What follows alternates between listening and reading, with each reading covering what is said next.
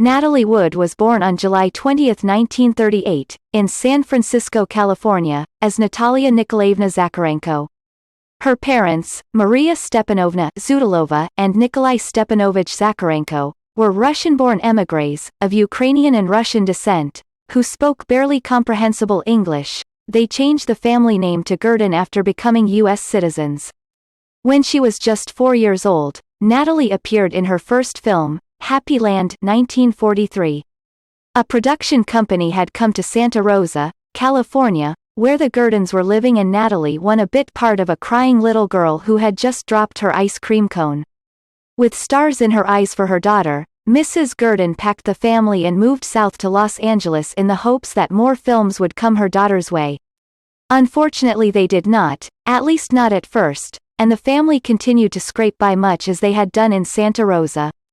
In 1946, Natalie tested for a role in Tomorrow is Forever, 1946.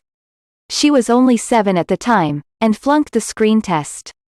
Natalie's mother convinced the studio heads to give her another test, and this time she was convincing enough that they gave Natalie the role.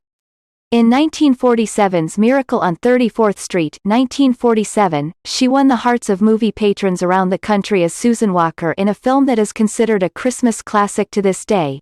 Natalie stayed very busy as a child actress, appearing in no less than 18 films in the late 1940s and early 1950s. When she was 16, Natalie appeared in Rebel Without a Cause, 1955, with James Dean, Sal Mineo and Dennis Hopper. She played Judy, a rebellious high school student who was more concerned with hanging out with the wrong crowd than being a sweet teenager like her contemporaries. The result was her first Academy Award nomination and a defining moment in her development as an adult actress.